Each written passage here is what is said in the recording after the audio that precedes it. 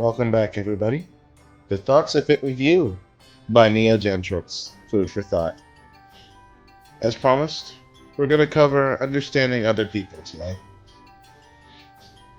Since the last topic we covered was empathy, we're going to go ahead and just continue on with the same general area, but we're going to cover how to understand other people as well. Okay? If you asked a group of people to define empathy, you would almost certainly find that one of the first things that anyone suggests was an ability to understand other people's feelings. And like I mentioned before, Daniel Goleman, the author of Emotional Intelligence, listed under the understanding of others as the first element of empathy. He also suggested, however, that understanding others is more than just sensing other people's feelings and emotions. It also means taking a genuine interest in them and their concerns. Okay? So, the skill you need for this, understanding others, we're going to go ahead and cover that today. People who are good at understanding others, they can pick up emotional cues, often from body language, tone of voice, and other nonverbal elements of communication. For more about this, I will cover nonverbal communication and body language in another video, in another podcast, um, as well as active listening, clarifying, and being able to reflect. Okay, which is another ability that people who are able to understand others is able to do. They're able to listen well to what people are saying, actively checking their understandings. Okay, you may find it helpful to listen into the other podcasts as they come out in accordance. Okay, when people talk, listen completely. Most people never really listen. Most people don't listen with the intent to understand when they listen with the intent to reply. Um, this is covered in by very, very many people. Okay? Showing sensitivity towards others and understanding their perspectives. Okay? They are careful not to give offense by saying or doing the wrong thing and are aware that not everyone has the same point of view at all. Okay? Being polite, tact and diplomacy, intercultural awareness. These areas may also help you develop this area of your skill set. Okay?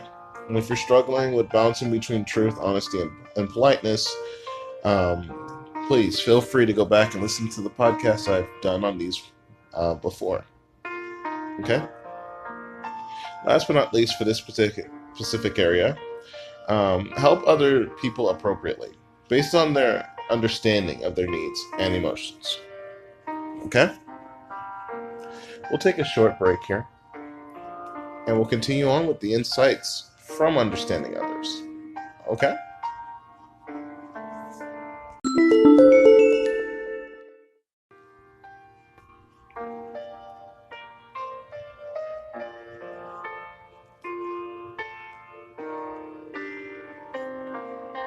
Okay, and we're back. We're going to go ahead and cover insights from understanding others.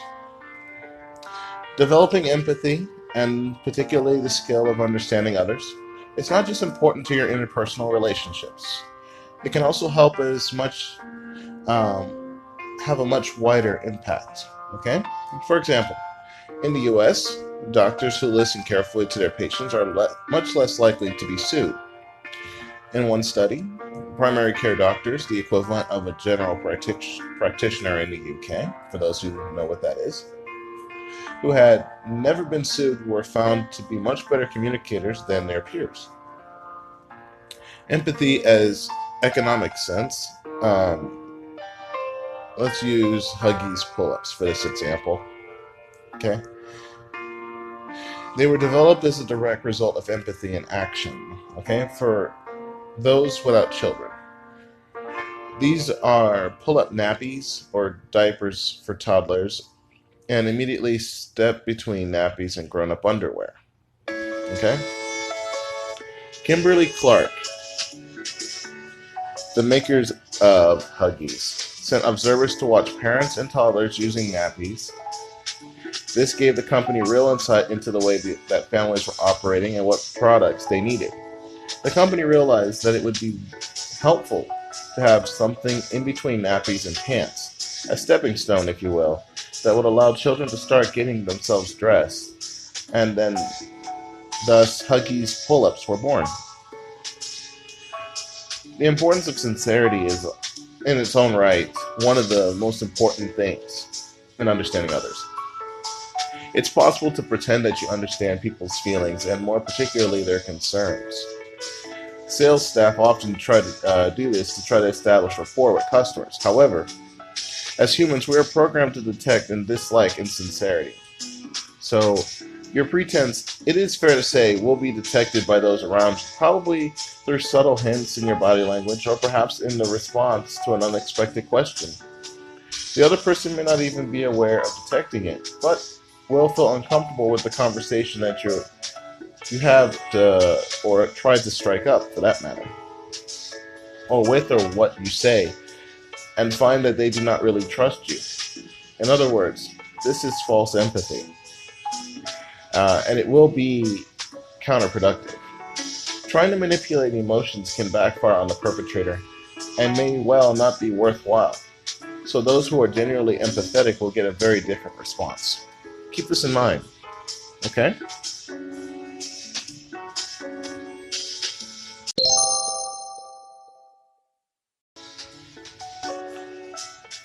Alright, let's go ahead and cover empathy avoidance and empathy overload.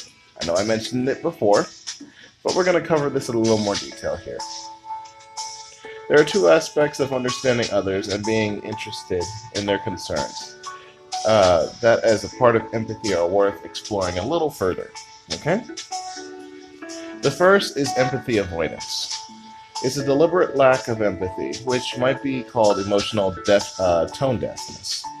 I'm pretty sure you've heard this term once before.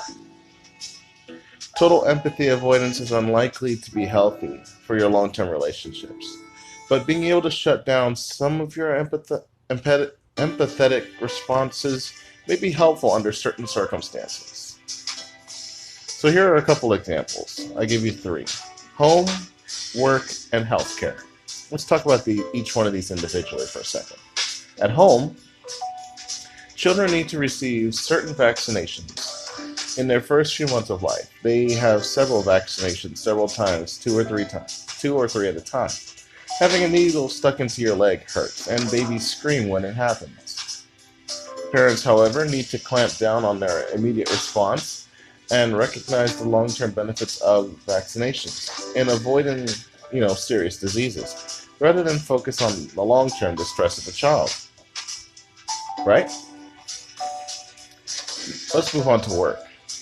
At work, managers responsible for making redundancies need to be able to make good decisions. They are unlikely to be able to do so if they are struggling with their own emotional response to the stress of the people around them. While it is important that they remain aware of the feelings of those involved, they have to also be able to balance that with the use of reason and logic and not become overwhelmed. In healthcare, a surgeon performing emergency surgery on someone who has a serious injury in a road traffic accident, or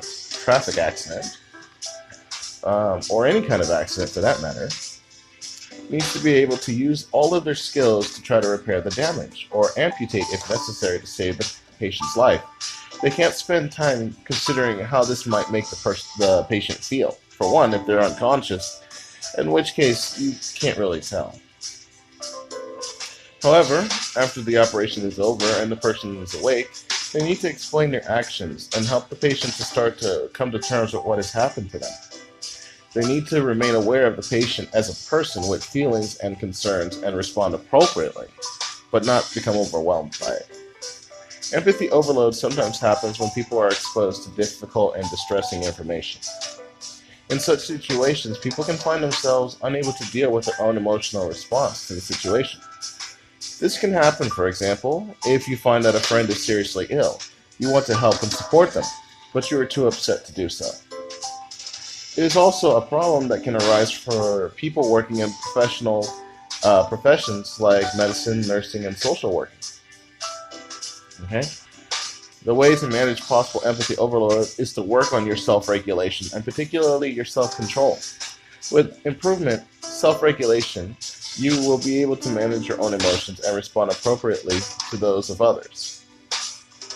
Don't worry, I will cover what self-regulation is in response to this. But if you're wondering about self-control, please see a previous podcast that I've done on the topic of self-control, so you'll be able to understand this a little bit further. Next, we'll cover in a short bit, understanding others is not soft.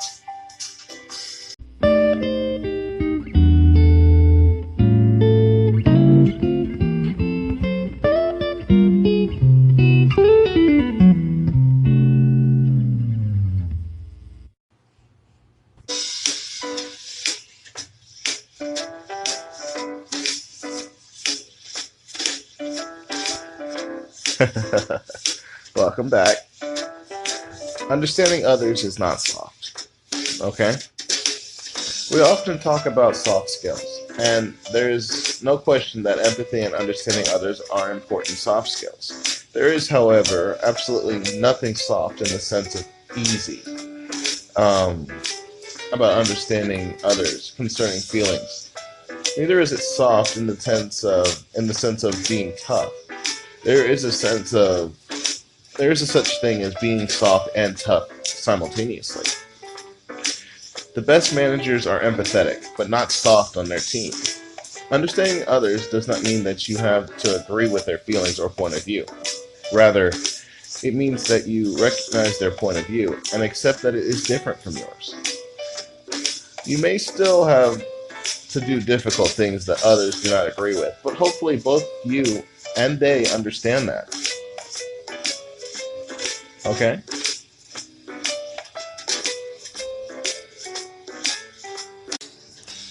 So with that, we're going to go ahead and bring this topic to a close. And next time, we'll be covering emotions and emotional intelligence. Okay?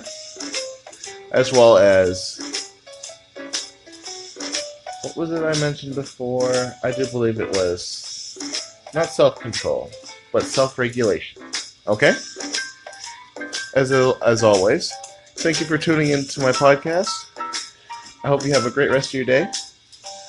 As of now, I'm happy to say that we are now available not only on Anchor and in Apple Podcasts, but we're also available on Pocket Cast for your Android, Overcast if you listen on the web, and now available on Radio Public. Feel free to download the app and listen to us anytime, or we have a new episode coming through. Enjoy the rest of your day. Neo Gentrics out.